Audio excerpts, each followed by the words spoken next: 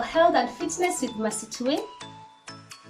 And today I'm going to show you how to make homemade sauerkraut. Sauerkraut is fermented cabbage. Fermented cabbage is good. It contains probiotics. It's also good. It's filled with nutrients. It boosts immunity, and it's also good for people who have acidity. I know a few people with acidity issues who have used cabbage, and it helps them. So taking fermented cabbage is another way of making sure you get the nutrients plus the healing and the probiotics in it. So to start off, I got a small medium cabbage. This is a quarter part of it. As you can see, I've already chopped. There's this part, the core. This part, it's a bit hard, it's the core. So I removed the core of the cabbage and I chopped the remaining cabbage, and this is what I have here, the same size as this one. This is the cabbage. After chopping it, I added a quarter. This is grounded sea salt powder, Himalayan sea salt. So I added a quarter teaspoon on this cabbage, and then after doing that, what I did, I took this thing for bongaring garlic and I mashed. So you have to mash it completely so that it releases juice and make it fine. You see it's a bit fine now. I mashed it before, and this is how I did it for a while, for like 5 minutes. I just mashed and mashed, and you can see it's a bit fine. So this is a quarter.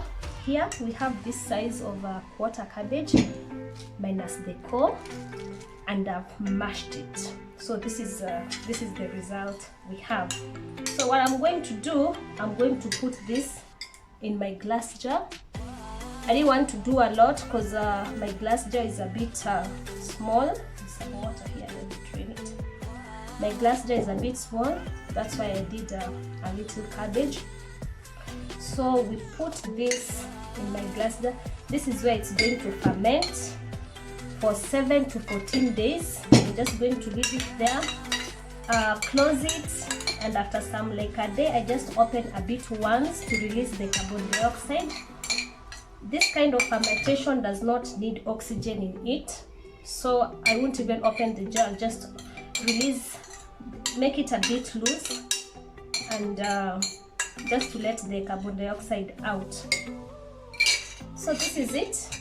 What I'm going to do is just to press this cabbage inside. I can see this was quite there's quite some space, but no problem. We can just start with this little, just press the cabbage in. You see it has, I don't know if you can see the juice.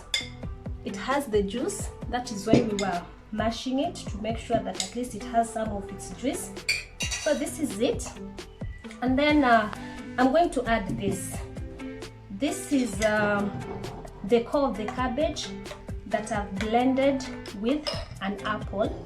As you can see, I cut half of the apple of this into pieces with the core of this cabbage. You see this part here, I cut that piece, and they had parts. You see they had parts of the cabbage, the core.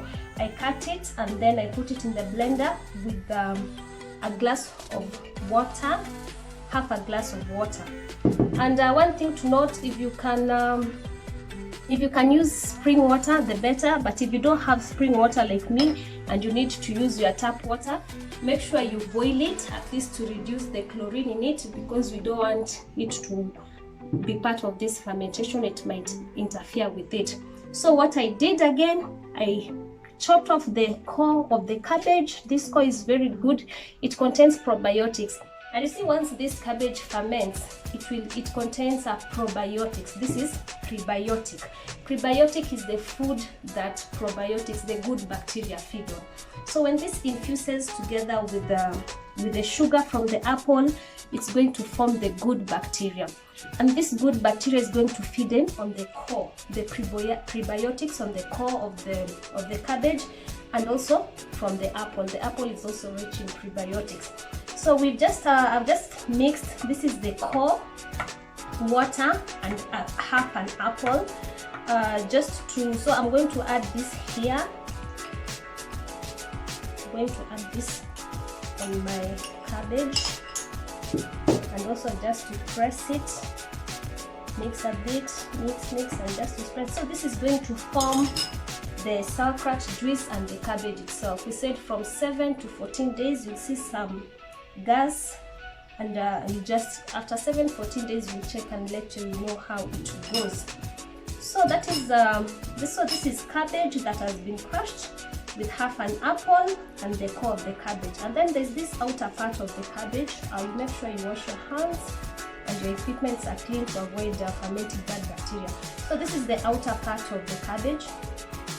What I'm going to do, I'm just going to fold it and add it here together so that it can just even help in the fermentation, also on the nutrients and also on the prebiotics.